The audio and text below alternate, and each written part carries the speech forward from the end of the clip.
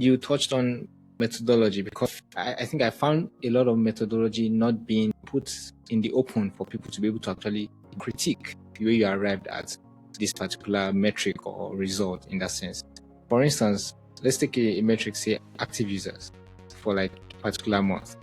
And there was no standard methodology behind that, because an active user, it could be just one transaction, but then how much value did that particular user actually bring in the protocol?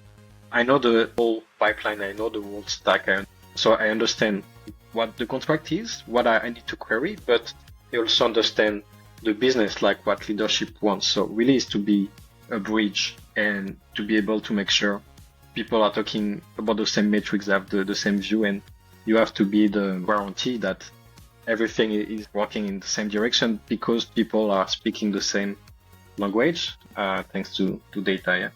I use AI even as a data analyst. And now we're looking into the conversation on data hiring and why it's happening and this kind of stuff. Is this disruptive technology like AI key driver to why many people are being let out their roles and that kind of stuff? I mean, it's easy to find an excuse. It's always easy to blame third-party phenomena, but what I'm observing is through Unchain Data and the job board is that companies tend to prefer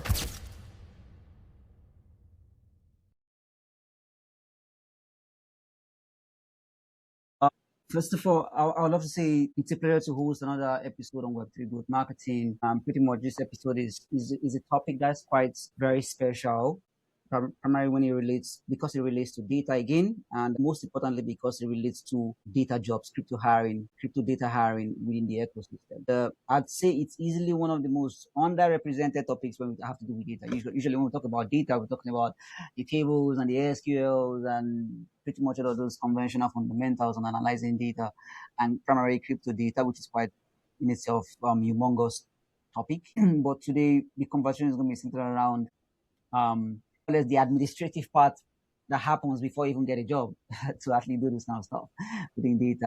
On this episode today, I joined with Vincent from Unchain Data. And Vincent is amazing.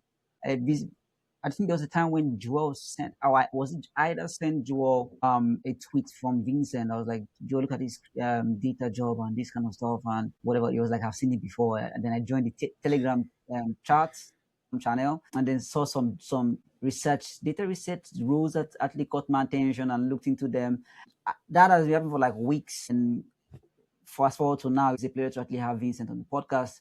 Not because he wants to talk about data, because of his talk about hiring data or how hiring in data actually looks like, but primarily because of his experience also as a data analyst. And so on this episode, you have me always, and then you have Joel Bafemi, who's also another data analyst and super data delegates at Moonwell. And then you have a estimable guest, Vincent. Vincent, it's a pleasure to meet you. Yeah, likewise. Thank you so much for the intro and the invitation. Super happy to be here with you guys. Yeah. Awesome. Let's start from somewhere that's quite interesting. And I think it's the most, not necessarily polarizing topic to start with. And it's a case of when we look at the current crypto market right now, and we look at some of the conversations happening in the market, where would you say the relevance of data rule is right now? Not last week or last month or last cycle. Like as of now, when you look at everything that's happening with tokenization and maybe the World Cup happening, what are big things happening? Poly market is being huge right now, and Kashi and those kinds of stuff, and prediction markets and this and that. How is the relevance of data analysts in this space? How valuable is it right now? Yeah, that's a good one to start. I think the market is super interesting right now because, as you mentioned, you have like two dynamics. You have the industry merging with TradFi, institutions, RWA. So there's some appetite for data there for sure. But at the same time, we're seeing layoffs recently at Coinbase, at Dune, at more like Web3 native companies. And with Unchained Data, because I monitor the new jobs being posted every day, I see like the hiring is still there. People are still in demand for data roles. But yeah, I would say it's mostly recently like centralized exchanges. You have the two dynamics, so it's still recruiting. I would say, yeah, lately it's been kind of accelerating, but at the same time, you learn like every 2 weeks, every 3 weeks, there are some layoffs in DeFi You hear about exploits. You have the price of Bitcoin and altcoins going down recently. So it's a bit of mixed feelings. So yeah, not exactly quite sure where we're going to, but for sure there's massive interest, and I think data is here to stay and will expand more and more in the near future. Do you really believe that? Yes, because also for institutions, if we're really going this way, there will be more needs to understand. For example, if I'm a big bank and I want to integrate lending, on-chain lending for my customers, so it happens like in the back end, I need to understand, monitor what is happening on chain. So yeah, definitely, I think there's quite some appetite for that to have a better knowledge also from the institutional side. Yeah. Okay. That's interesting because the reason I'm asking if you really believe in that, because there's one of the tweets that we saw face. I remember before we started this episode, we talked about how we literally scattered your Twitter handle and we like dug deep and we saw some of the conversations and some of the opinions that you have with data, which many of it I agree with. And one of the things that you said, if I'm going to quote, not necessarily verbatim, let me paraphrase it, is that you were talking in context, but you made the phrase that marketing is short term, data is long term. And if that is going to be held to be true, why is if that's going to be held to be true, and data analysis and data people are very valuable to companies if they really want to understand what's happening on the chain for their particular protocols and companies, why do we see layoffs happening in that kind of sense, especially if it's a long-term theme, not necessarily short-term like marketing? Yeah, I think that there are multiple answers to that one. But the first one would be that data people, we're not as good as marketing people to sell our sales. True. Yeah. And when there are layoffs, so companies tend to first lay off people that are not generating revenue. So if you're not like a core software engineer, like the BD selling the product, so if you're doing like more like marketing or data, you might be the first to be let go. That's one of the reality though. But it depends also on the founder, on the executive team. What is their vision? I've seen that as well. Like at my time at Binance, I've seen times where company was hiring massively, but I've also seen the company doing layoffs. So yeah, it also depends on the market condition. I think everything in crypto is so fast compared to the other industries. So when pricing is down, like you can see massive layoffs. But I know many people that been through several cycles, that have been laid off, that have been hired after and laid off after. I think it's part of the industry is that you don't have job stability. So I don't think that's dramatic to have this phase of layoffs. We've seen that before. We will see it in the future. That's just my opinion. I might be wrong, but that's what I think. Yeah. Joe, do you have any question to add to that? I think just like you said, when it comes to cutting costs, which is usually the premise these folks give in the industry as primary reason why they're laying off their members of their team. I mean, it's easy to lay off anyone that is at that moment not contributing actively or primarily to generating revenue. So in that kind of sense, laying off a data analyst is easy because you're not primarily generating revenue. You could be contributing towards it, but primarily you're not in control or you're not contributing to the revenue generation of that company. From the perspective of revenue generation, it's easy to always lay off folks in data or even some aspect of marketing, as long as it's not BD. You can see a lot of revenue comes in through BD. The drive sales, so yeah. just yeah.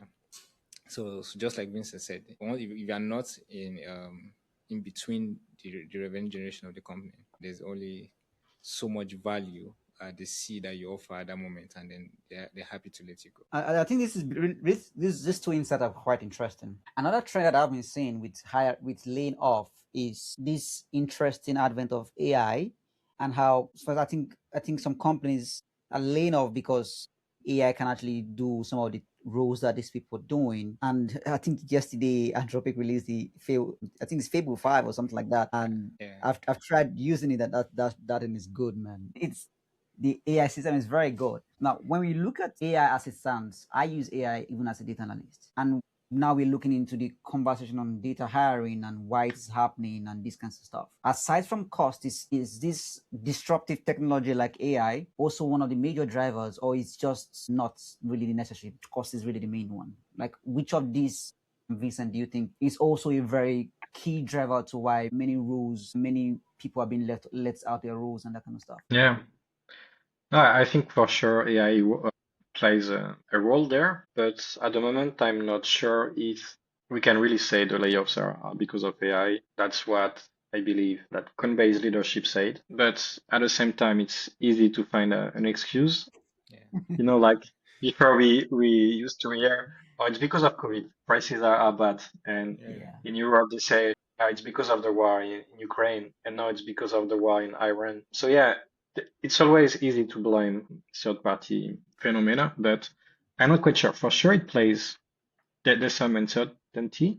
I believe it's pretty hard for the newcomers. For example, if you use to go follow like a classical data analyst path in the university, let's say you go study 2 years, maybe 3 or 5. Before you used to find internships and join a company like TradFi or whatever domain, but as a data analyst there was always lots of demand. But I believe now for people without experience, it's super hard because what I'm observing is through Unchain Data and the job board is that companies tend to prefer experienced people that are using AI because they would be, yeah, like quite augmented and can do the work of several people like before the AI Yeah. time. So I think it's harder for, yeah, for the juniors to join the industry if they don't go like through the effort of building their own portfolio, sharing their work through Dune, GitHub, writing articles. If you don't do this extra effort now, yeah, I think that's super hard to break through the industry in Web3 or also outside of Web3. I think it's getting harder due to AI, but at the same time, it's also helping us to write better articles, build websites, applications, many things that before were we thought were impossible. That's also how I built the website, the job board, thanks to Claude, the different AI assistants and stuff. So yeah. It And is. Yeah, go on, Joel. just to come, you quite said something interesting, saying cutting costs due to the fact that AI cannot do some jobs that these people being laid off are doing. And it's quite interesting because when Fable 5 got released, and then I went on X, and there was a post I saw. The post actually went viral where this person was talking about the fact that this subscription model to AI platforms are quite dying.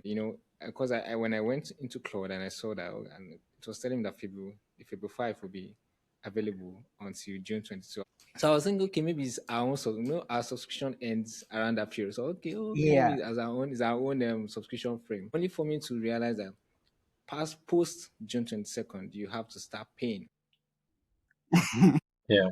You have to start paying special tokens to actually use it. So it will be dedicated tokens now to you. So it won't come alongside your plan. That what that means now is it's going to become unsustainable to now leverage these higher models of the newer models that will be coming on, because it will be more expensive in that sense to use. So if you are saying you're trying to cut down costs because you are using AI and laying off people that can do the job, I mean, you're kind of contradicting yourself, because it's going to get expensive using AI moving forward, and it's only those that have the money that will be able to leverage these newer models that will be coming in. So I just thought to kind of put that in. I'm very sure you didn't know.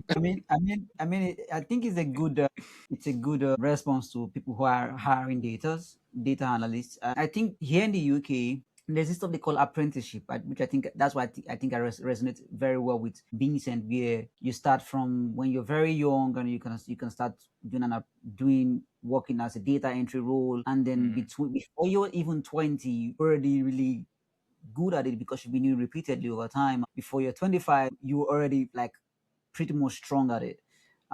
But with data now, I think Claude can easily replace 2 or 3 junior analysts in that kind of sense, and there's almost no need for redundant tasks anymore, right? So and that easily starts to erase certain level of rules. But what's the most interesting thing for me is that, for particularly for you, Vincent, is that when people generally look at your career and they dig as much as we dug, they tend to find that you've worked you worked Binance, you've done Morpho, you've now you're building on-chain data, and you have pretty much other stack of experience that many analysts would really be interesting to have. Now, it does beg the question in the sense that how has How have all of these places helped to shape your career or your career trajectory as a data analyst? So much so that you believe people who are entering the crypto industry as a data analyst might not be able to learn, and hence you now have all of this experience, and then you write some of the most interesting non-technical data articles on your blog. I mean, if you listen to this podcast, you should go to Unchain Data's his blog. I was reading the one where you're talking about pay the payments plan or the payments salary for data analysts. So one things you were saying there, I was reading for the first time, and I've been working in this space as a data analyst for 3 years. I didn't know some of the things you were saying. I was like, this is quite interesting, right?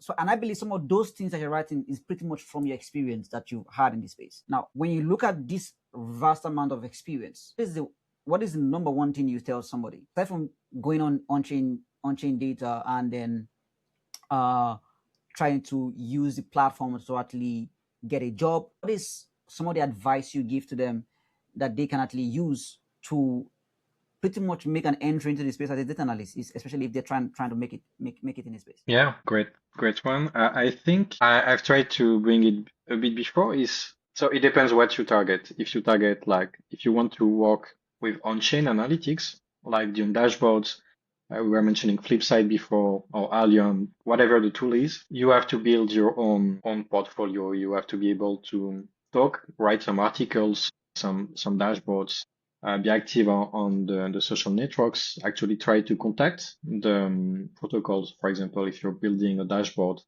on a specific lending protocol on a specific chain, go tag the people. Sometimes the engineers would be happy to interact with you to know what is a good contract, this kind of thing. And yeah, just learn there. But this is one thing this is like the bare minimum. I think if you really want to have chances to get noticed and get hired at like protocols or exchanges or phones or whatever, you need to be, from my experience, I'm talking from my experience. I think what has been super useful is that I learned the on-chain analytics after I was already a data analyst. And what I bring was Web2 skills and a vision like what is the retention rate. For example, I worked at a retail company and looking at the e-commerce website of this company. So analyzing the front end, so it's product analytics. So you look at the bounce rate at different metrics. So to know if you're acquiring more users and are they loyal, so if you try to transpose that framework into on-chain analytics, that's super useful. And if you can combine the two, like I did at Morpho and at Orca at different protocols I'm also consulting for, you can combine the expertise of the on-chain and what is happening on the front end. And that's super powerful because you can have this holistic approach because the on-chain data gives you one side of the story, but what is happening on the front end is the interface with your users. So that's also super powerful to be able to understand both. So that's from my experience. But if you bring other skills like storytelling, you can write deeper articles. You've been doing some research. This is also valuable skills that companies are looking for. If I had like an ounce of this advice when I started, I think I'd have gone really far. Because when we started, I don't know how to put it in English, where you're just throwing everything at the wall and looking for what sticks. Yeah. That is exactly how I started. I was just doing everything like, oh, this works. Okay, let me try it again. It doesn't work again. Oh my God. We just like going round and round and round. But pretty much what you said right now is like a playbook. And I don't know if Joel has something to say, or maybe I has a question to ask you in that before we even proceed. Yeah, to be fair, Flipside kind of gave us an introduction to what it means to get noticed. Yeah. Because the way the entire play was, it was all about you trending on X that will now accumulate to you earning on the back end. Yeah, rewards So and everything. you had to exactly. So you had to find a way to obviously tag these folks and say something that they would want to react to. But then that had a negative to it in the sense that if you see a bad metric, that they've had like 30% decrease in whatsoever activity, let's say behavioral activity in the sense, or when we used to do active addresses during that period, which I don't think I would love to do that again anymore. But then you wouldn't want to report on that. Basically, you were compelled to kind of sweet talk them in that sense. And usually that's not how data works, because the essence of data is to, one, tell you what you're doing well, and to also tell you what you're not doing well, so that you can kind of improve on it and get a better result at that end. So, but just like Vincent said, tagging these folks, obviously we didn't get introduced to the likes of writing articles or research pieces, but then that background of writing something that is what kind of stir up a reaction from those team, the team of the protocol you're kind of analyzing. I think that was a good introduction into the space that we had. Kudos to Flipside at the time. Man, yeah. Joel is correct there, to be honest. Flipside days where it was hustle, like real hustle. And it was interesting. I don't know if you did anything with Flipside when Flipside was raving, but it was cutthroat. I mean, Visa, did you do anything? Did you put out articles then on Flipside? Flipside, I've used the platform a bit, but I've started with Dune. Ah. But I did write an article on my Substack about one of their framework called Intelligence Driven Growth, something like that, IDG. I remember that. About vanity metrics, and I thought it was superb the way they wrote their framework. And yeah, like Flipside did a lot for the community. It was sad to see let them go the retail platform and pivot. But yeah, I've always been looking at what the Flipside guys were doing, but myself, I was more into the Dune camp. Yeah. I mean, good. I mean, I had one Dune dashboard on Aptos before I moved and did more Flipside thingy. And yeah, Flipside, like Joel said, kind of like give us a framework, but not like the way you described it right now. Because I believe if anybody who's listening for the first time, try to apply what you're talking about right now in the space, you can easily start to become a thought leader in a particular niche, like very, very easily if they pick something that they're very, very interested in. Which is why I think these kinds of conversations are very, very good and very helpful for people who are learning for the first time and trying to actually make an introduction into the space. However, while I've said that, now I'm thinking, Vincent has worked in Binance as lead analyst, if I'm correct. How does that look like? Now, let's say I'm just a freelancer. I can open my laptop on a table on Dune. Let's say I want to look into poly markets, study the table, study what each of the table and the columns signify, and come up with an analysis, like on my own, like no guardrails, which is the case for hundreds of analysts in the space right now. Not many analysts have had the pleasure or the opportunity to work in a corporate setting and then to work with bosses and then to do maybe reports or weekly reports, whatever, or speak to stakeholders or share reports done.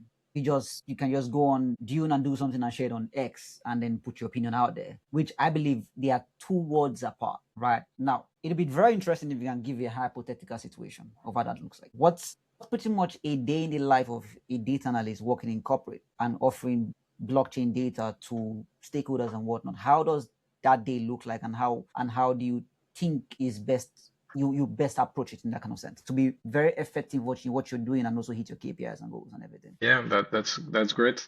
Actually, when I worked at Binance, and most of the work was not about on-chain data. Oh, interesting. Yeah, that's a thing. It's mostly like a fintech job. So as you mentioned, I was leading a small team. It was called Business Intelligence. So we had the chance to work with lots of different data sources, from internal trading data, compliance data. So compliance, for example, when you register into centralized exchange, you have to go through a KYC, which stands for Know Your Customer. So there's a rule funnel. You have to verify your identity, your location, sometimes proof of income, these kind of things. And at the scale of a company like Binance, it's covering so many countries in so many jurisdictions. So this is one data point among the other.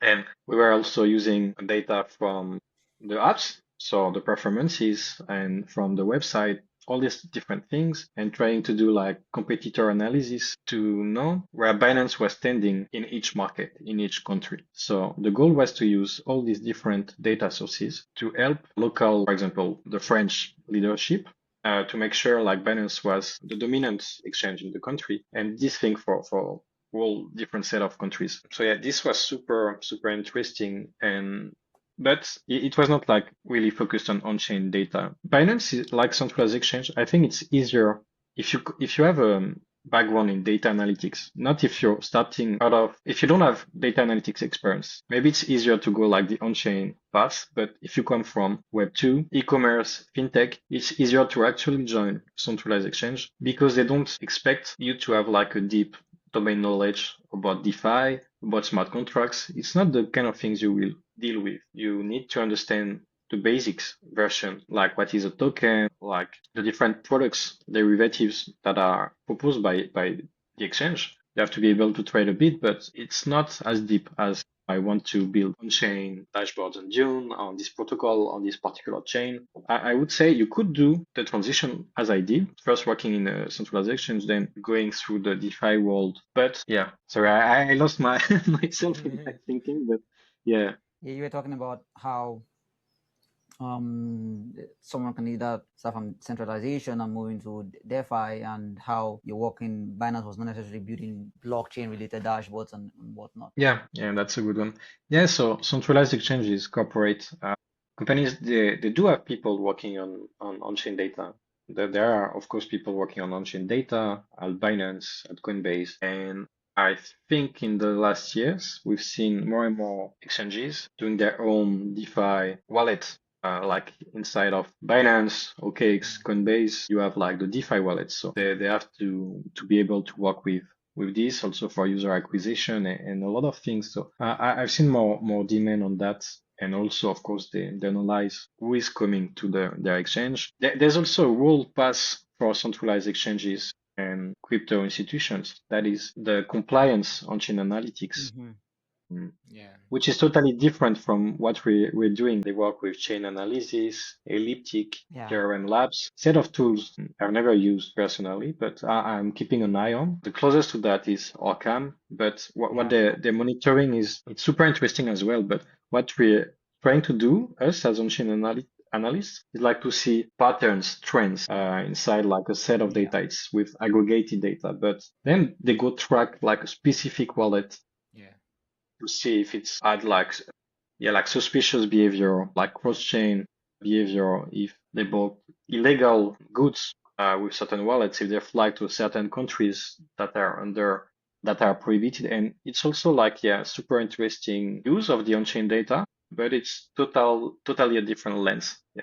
But how did you now kind of jumping from that world where it was all about business intelligence and then transitioning into Morpho, where, and particularly, I think thinking about it now, I've seen some of your work, your queries, because if you go on Dune, you'd see who wrote those. So, but when I started learning, getting into lending analytics, I'd see some queries and I'd be like, how did this person come up with this query? Because sometimes I'll see like 100 lines long and I'll be like, how did this person come up with these queries? And particularly, I think one of the things that I wanted to understand is how do people come up with these metrics, understanding the methodology? For instance, let's say, I didn't get to know that, there was a time where the conversation around revenue of protocols started coming up on X. I know it then, and I did further research, and then it dawned on me, like, for, let's say, a lending protocol, the revenue could be a mix of interest paid by borrowers, liquidation fees, flash loan fees,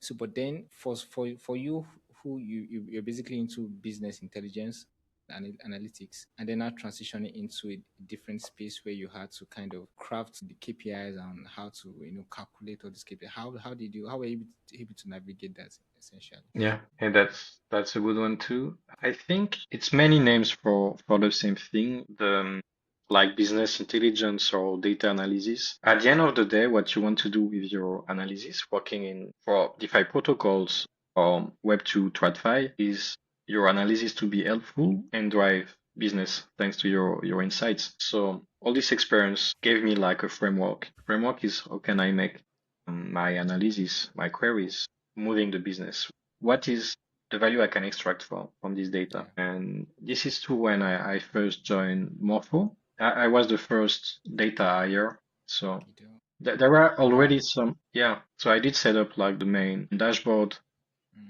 and the tracking of the front end as well of the web app. There were already some June dashboards built there by the engineers. But to me, the transition was to get good at doing Dune queries and respecting, understanding first the protocol and how to transcribe it. But I had the chance to work directly under Paul. Paul is the CEO and one of the founders at Morpho. So in a way, he teach me like my DeFi, like he teach me like the basics I needed for my work to do my transition into DeFi, like the right resources to learn, etc.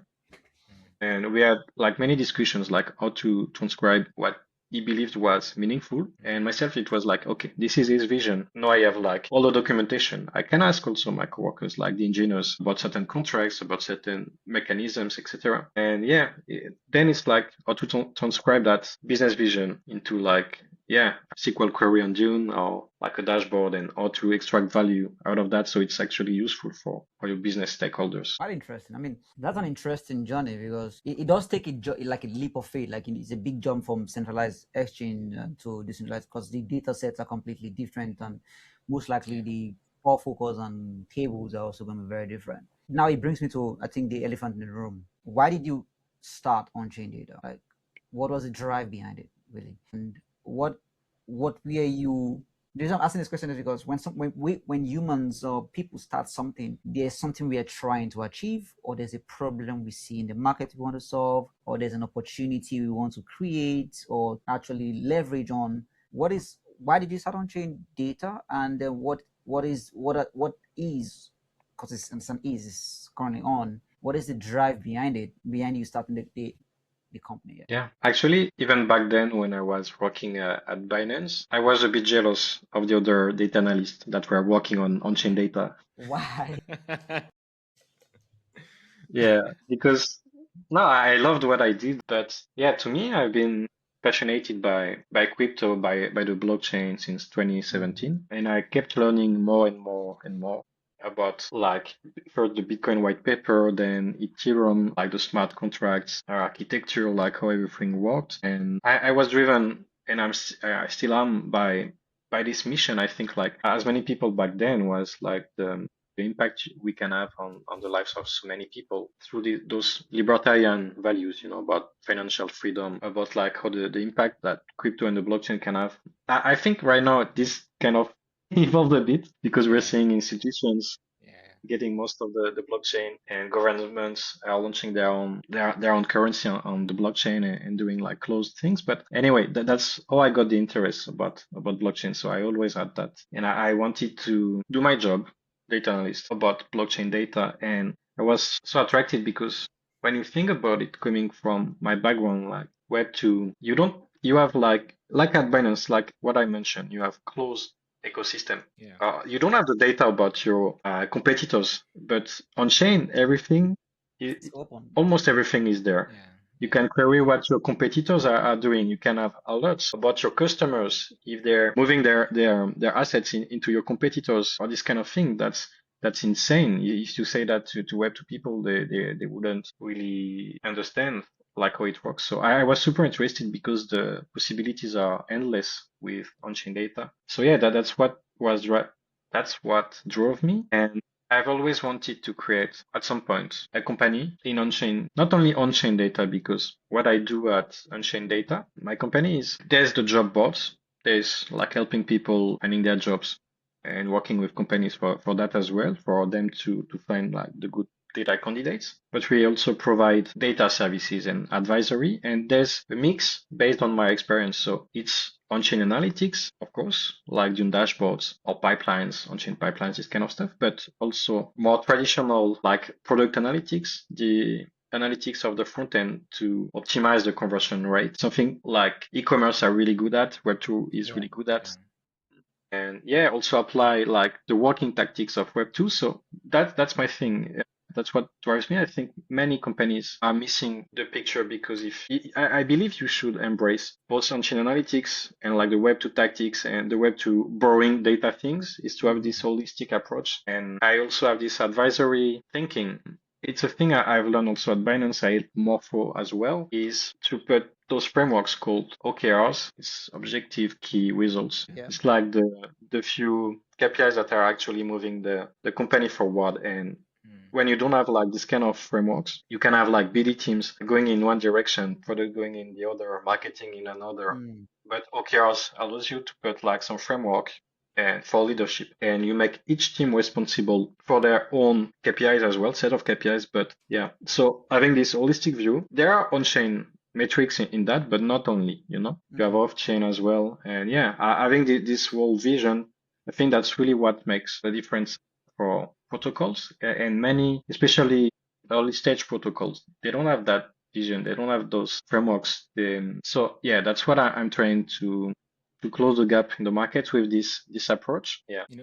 Made mention of something, and I think that's also what drew me to Unchain Data, because just like I mentioned before the recording started, that I kind of started off as a Web2 data analyst, but then even the simple thing as creating a portfolio was very hard, because they were not live or real world samples, real world data sets to kind of leverage Sometimes to kind of you need to use data sets from 2003 and 2004 on Kaggle. yes, exactly. Yeah. So then now coming on chain, and I'm like, oh, everything is real time. I mean, real in time real data. time, in Oh real my time. God. So that was quite interesting. And I think you also made mention of something. You said OKRs, and I'm thinking for a protocol like let's say Morpho, what would you kind of point out to kind of bring it to kind of drive it home? What would you point out as an okay, if we were to draw up a list of OKRs for that kind of protocol? What are the things you kind of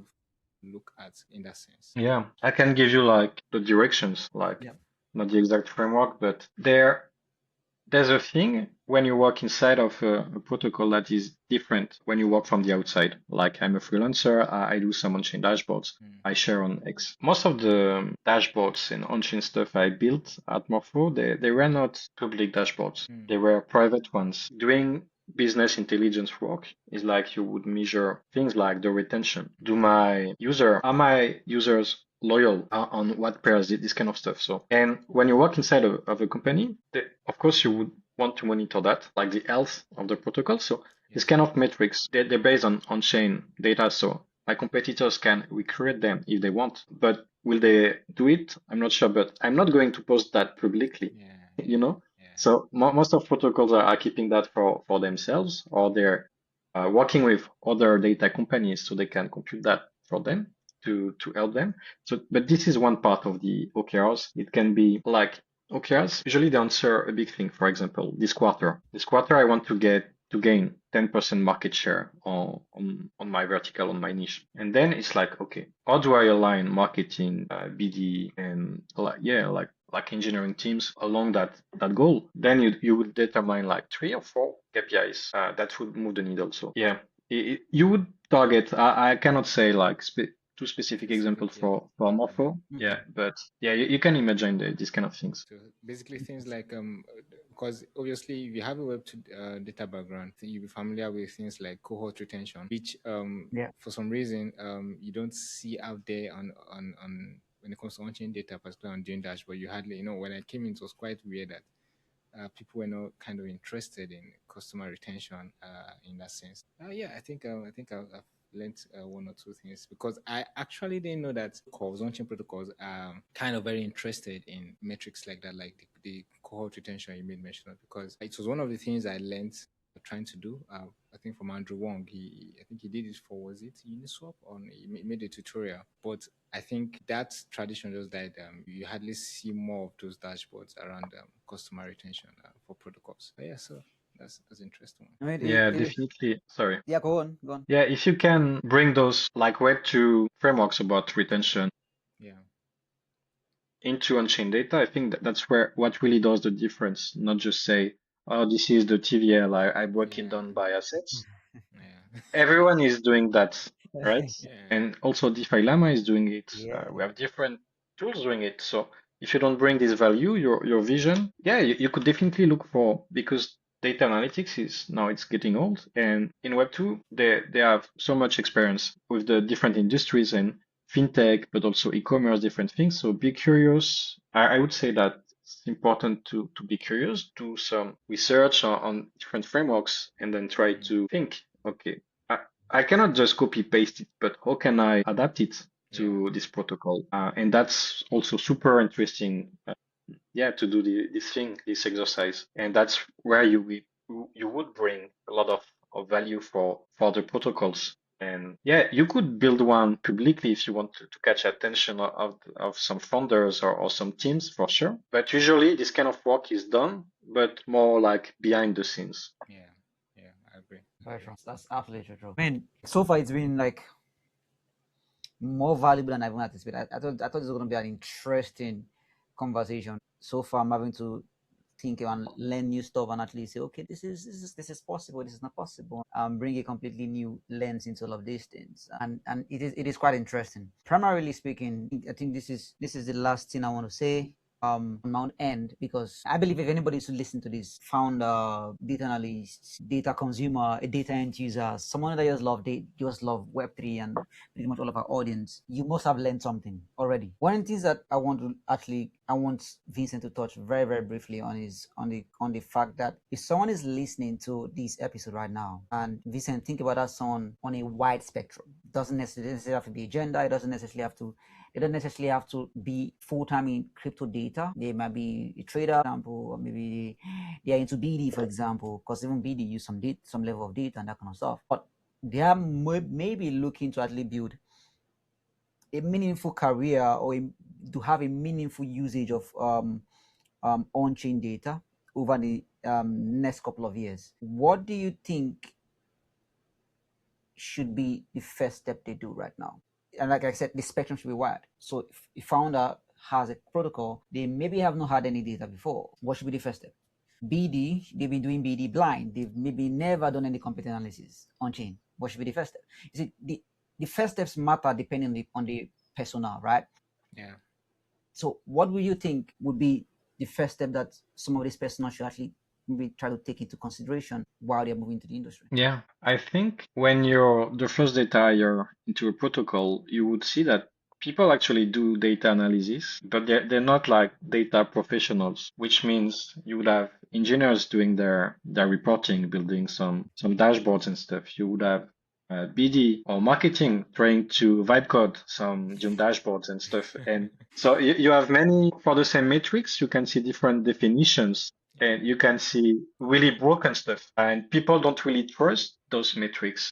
And so the good thing for a protocol is to, when they want to hire like a data professional, is to make sense of the different reporting metrics and have someone that you can trust, like when it gives you the metrics, is like, this is the definition, this is harmonized. And when we talk about an active user or depositor or whatever the definition is, it's the same across the whole organization. And I think people vibe coding their own thing. Like I said, I've seen that BD people doing it, marketing as well. It's not necessarily wrong. And now, thanks to like we all think we have superpowers and we can do the jobs of other people, right? So it's normal that people want to do queries and be analysts. So, but I think you need this vision, like this holistic approach, as I mentioned before, like high level vision, and to be rigorous as a data analyst. Like this is the definition, and I know the whole pipeline, I know the whole stack, I understand the engineers, so I understand what the contract is, what I need to query, but I also understand the business, like what leadership wants. So really is to be a bridge and to be able to make sure people are talking about the same metrics, have the same view, and you have to be the guarantee that everything is working in the same direction because people are speaking the same language, thanks to data. Yeah. I mean, that's awesome. I think you touched on methodology because I think one of the things I found challenging when I came into this space was for instance, let's take a metric, say active users for like a particular month, and there was no standard methodology behind that because an active user, it could be just one transaction, but there's because I think that when we started Optimus, you remember that metric that framework we developed where it was RFM, recency frequency monitoring. Yeah.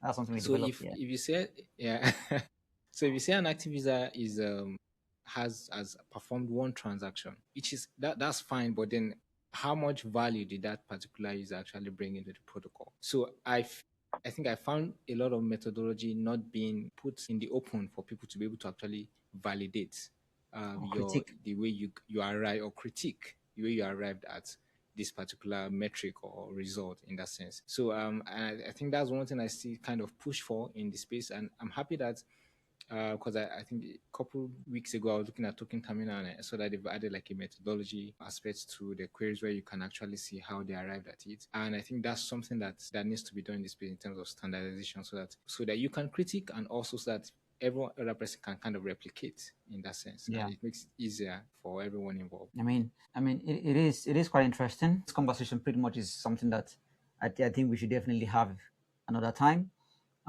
because we're not just looking at on-chain data in itself, the company, and and people on X will most likely say on-chain data because of the job board. But the truth of the matter is, it's actually more than that. We're going to link all of the the links and the website and X socials. And because I also know that on-chain data is also involved into advisory. There's also data services, fractional, head of data, those kinds of stuff. When I look at that, I know that we just touched on topic one. Like, we should have more of this kind of conversation to actually look into how data advisory work actually for protocols that need data advisory, because there are some protocols that don't necessarily need to hire like full time, but then they need the external addition, that kind of stuff. How can they go about that? And I think the more people like Vincent and with his experience talk about these things, the more founders, because we have a ton of founders who listen to the podcast show, the more founders start to understand, okay, the value of these things, and then you can easily reach out to Vincent. And again, this has been an interesting conversation around data on Web3 GM. And if you find it valuable, please like and subscribe. Follow Vincent on X. We're gonna put his link in the bio. His details in the bio. It's gonna be both on YouTube and Apple Podcast and Spotify Podcast as well. And then also follow Joel, follow me, and then do you want to share the podcast as well? Please go on to onchaindata.xyz. XYZ. Yeah, to telling you, go and read the resources first before you even do anything. Just where you get the resources is very simple, because I've done it. You just scroll down to the last bit. When you scroll to the last bit, you find the resources there usually, and then I believe you'd find his insight and input very, very helpful. Yeah. It's been an amazing time with having everybody on the podcast. Thank you, everyone. Yeah. So yeah. Thank you, Vincent, for honoring our invitation. It was really nice to have you here.